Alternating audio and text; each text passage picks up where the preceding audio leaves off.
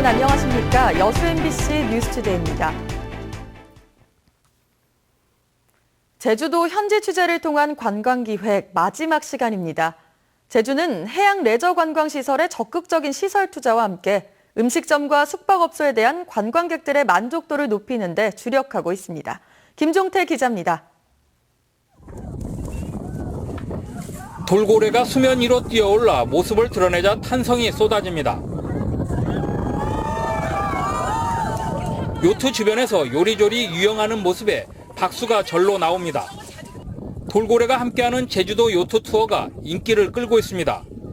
요트에 승선한 관광객들은 아름다운 바다 여행과 함께 선상 낚시와 세일링 등 다양한 체험으로 즐거움을 더하고 있습니다. 처음 요트를 타봤는데 처음 이렇게 바다에서 낚시도 해보고 파도 타기도 하니까 너무너무 스트레스도 풀리고 즐거운 것 같아요. 아직 국내에서는 익숙하지 않은 요트 체험을 연근의 1시간 투어로 대중화시키자 한 해 방문객만 5만 명을 넘어섰습니다. 요트뿐만 아니라 카누나 제트보트 등 다른 해양 레저 스포츠를 즐길 수 있는 마리나 시설 개발에도 속도를 내고 있습니다. 바다를 이렇게 즐기러 오시는 고객분들은 꾸준히 늘고 있는 것 같습니다. 앞으로도 아마 매년 한 20-30%씩은 성장할 거라고 기대합니다. 한때 큰 폭으로 올랐던 제주도 음식값은 식당 업소들의 자정 노력으로 정상을 되찾고 있습니다. 유명 관광지 인근 이 식당은 특산품인 한치를 이용한 짬뽕과 넉넉한 양으로 인기가 높습니다. 그런데도 가격은 다른 식당에 비해 30에서 40% 적게 받고 있습니다. 숙박업소도 차별화된 전략으로 관광객들을 맞이하고 있습니다. 다른 게스트하우스와는 다르게 손님들의 짐을 보관할 수 있는 락커를 만들었고 깨끗한 침실과 실내 인테리어도 예술성을 가미했습니다.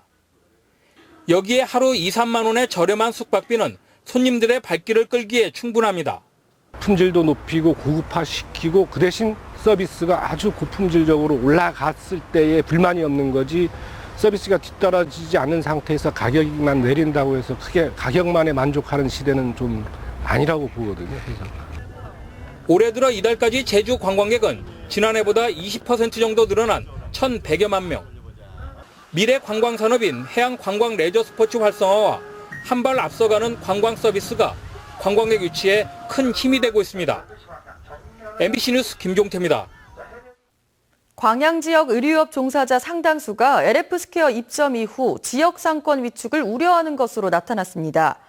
광양 참여연대가 지난 2일부터 8일간에 걸쳐 지역 112군데 의류업계 종사자의 실태 파악을 위한 설문조사를 실시한 결과 전체의 90.7%가 LF 개장 이후 지역 상권의 전망이 좋지 않을 것이라고 응답했습니다.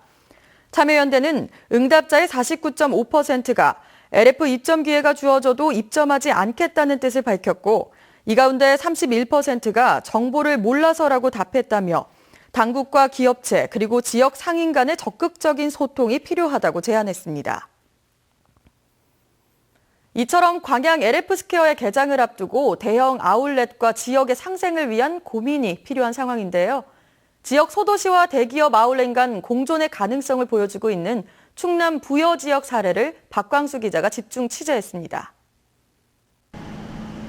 지난 2013년 9월 2만 제곱미터 영업 면적에 160여 개 매장이 입점해 문을 연 롯데아울렛 부여점입니다. 광양에 들어설 LF스퀘어의 70% 정도 규모인데 지난 한 해만 400만 명이 찾아 1,300억 원의 매출을 올리는 성과를 거두었습니다. 당초 예상 대비해서는 저희가 좀 좋기는 하고 있고요. 저희가 롯데에서 가지고 있는 아울렛 중에 가장 지역에 좀 기여를 많이 하고 있다고 지금 판단되고 있습니다. 대도심권에서 멀어 업체 측도 수익성을 반신반의했지만 90% 이상으로 추산되는 외지인 쇼핑객들의 영향이 컸습니다. 7만 부여 인구의 50배가 넘는 규모입니다. 유적지도 있고 괜찮은 것 같더라고요. 쇼핑만 하는 게 아니고 옆에 또 구경하고 잘 돼 있는 것 같습니다.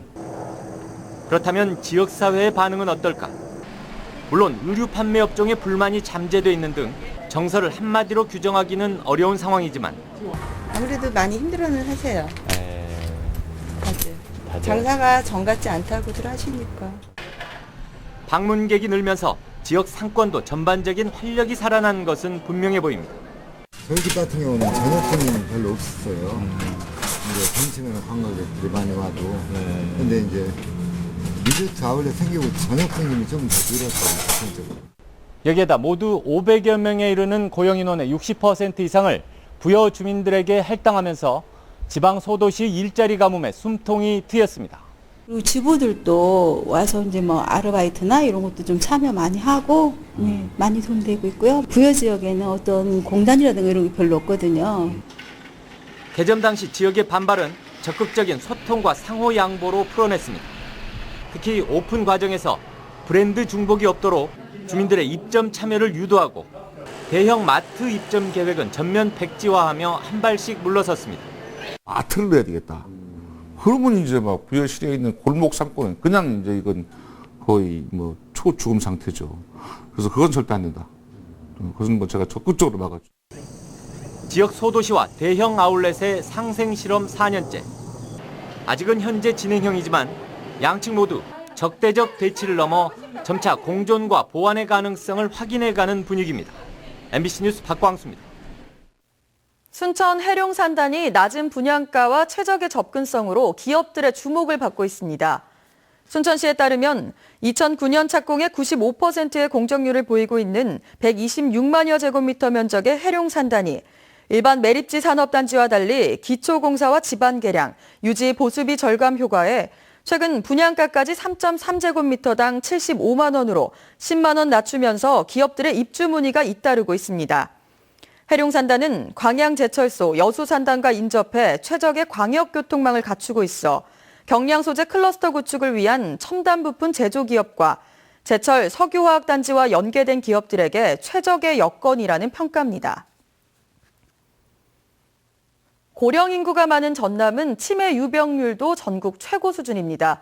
어제 치매 극복의 날을 맞아 도내 치매 관리 체계의 현주소를 문영철 기자가 짚어봤습니다. 노인복지회관의 댄스 스포츠 시간.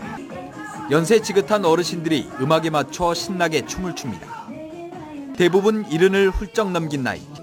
가장 큰 걱정은 언제 다가올지 모르는 치매입니다. 나이 들면 자연적으로 치매 올 확률이 있잖아요. 그러니까 나도 치매가 걸리지 않을까 하는. 자식이 누가 되지 않게끔 내가 건강하게 살아야 되겠다. 그런 욕심들은 다 있어요. 전남 지역의 치매 환자는 매년 2,000명가량 증가해 지난해에는 4만 4천 명을 넘어섰습니다. 특히 치매 유병률은 11.4%에 달합니다. 65세 이상 노인 10명 가운데 1명 이상이 치매를 앓고 있다는 얘기인데 전국에서 가장 높은 수치입니다. 하지만 전체 치매 환자 가운데 보건소에 등록되는 비율은 채 절반도 안 됩니다. 약값도 지원해주고 또한 프로그램들에 참여할 수 있도록 안내를 해주고 있습니다. 하지만 자의적인 자기 지위라든가 인식들 때문에 자기를 좀 꺼리고 있는 실정입니다.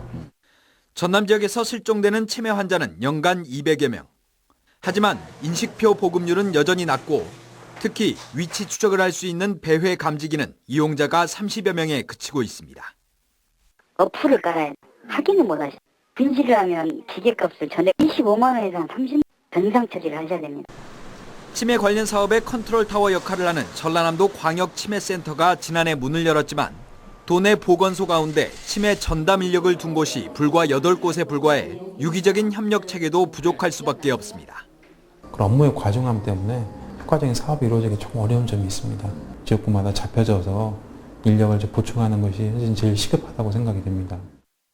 조기 검진에 대한 홍보를 강화하고 전문 의료진, 주간보호센터 등 부족한 인프라를 확충하는 것도 치매 노인과 환자 가족들의 부담을 덜어주기 위해 꼭 필요한 부분으로 꼽힙니다. MBC 뉴스 문형철입니다. 한평생 민주화 운동에 헌신한 조비오 신부가 선종했습니다. 오랜 기간 광주의 큰어른으로 열정적인 삶을 살아온 고인은 마지막 가는 길도 나눔과 봉사였습니다. 이계상 기자입니다. 80년 5.18 민중항쟁에 시민수습위원으로 직접 참여했던 조비오 신부. 모진 옥고를 치르고 신군부의 억압 대상이 됐지만 민주화에 대한 신념을 잃지 않았습니다. 특히 5.18의 진상규명과 책임자 처벌에는 어느 누구보다 적극적이었습니다. 적극 가담자들 그리고 그 주모자들은 다 법적으로 반드시 그 죄과가 가려져야 할 것입니다. 평생을 민주화 운동에 바쳤던 조 신부가 췌장암을 이겨내지 못하고 끝내 운명했습니다. 5.18 기념재단 초대 이사장과 조선대 이사장 등을 역임하면서 보여줬던 큰 어른으로서의 고인의 모습은 더 이상 볼 수 없게 됐습니다. 사실은 5.18 재단 설립 당시에 광주 의견을 모아주시고 밑거름이 되주셨습니다. 고인은 38년 동안 사목 생활을 마친 뒤에는 이웃사랑과 봉사활동에 애를 썼습니다. 가난한 이웃과 장애인 복지시설인 소아자매원을 돌보느라 고인의 통장에는 언제나 잔액이 없었습니다. 유언을 통해 자신의 몸과 책까지도 기증했습니다. 가난한 사람들에게 보이지 않게 남모르게 가진 것을 모두 나누고 사셨습니다. 조비오 신부 장례는 천주교 광주대교구 교회장으로 치러지고 오는 23일 오전 장례 미사를 거행한 뒤 담양 천주교 공원묘원에 안장될 예정입니다. MBC 뉴스 이계상입니다. 위기에 처한 축산업을 지원하기 위해 불법 축사의 양성화가 추진되고 있습니다. 그런데 양성화의 기준 시점이 시군마다 달라 형평성 문제가 제기되고 있습니다. 신광하 기자가 보도합니다. 올해 초 폭설로 전남 지역 축사 72동이 무너져 내렸습니다. 이 가운데 33동은 무허가 불법 축사로 피해 보상조차 받지 못했습니다. 정부는 이 같은 문제를 해소하기 위해 올해 초부터 불법 축사 양성화 사업을 펼치고 있습니다.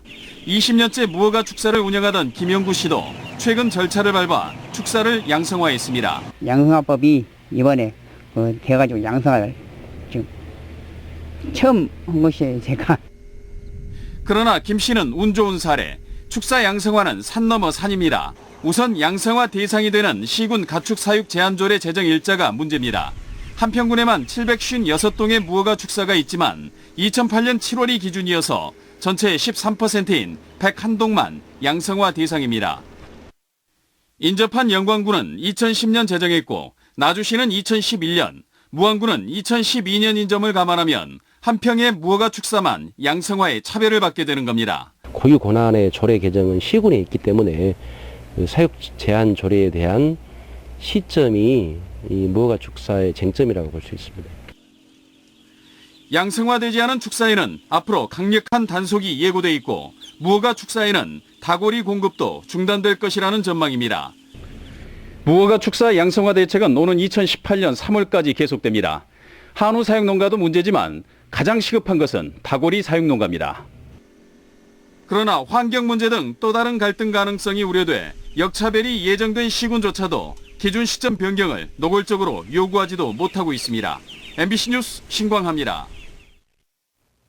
앞으로 순천 신대지구에서도 시외버스를 이용해 광주와 여수를 오갈 수 있게 됩니다. 금호고속은 오늘부터 광주에서 출발해 순천 신대지구와 여천을 경유한 뒤 여수에 도착하는 시외버스를 하루 7차례 왕복 운행한다고 밝혔습니다. 버스 요금은 신대지구에서 광주까지 6,700원, 신대지구에서 여수까지 3,800원입니다. 순천 신대지구 내 시외버스 정류소는 메가박스 영화관 앞에 설치돼 있습니다. 국민의당 주승용 의원이 사망사고를 낸 음주운전자와 무면허 운전자는 치료비 보상 등의 보험금을 받지 못하게 하는 상법 개정안을 발의했습니다.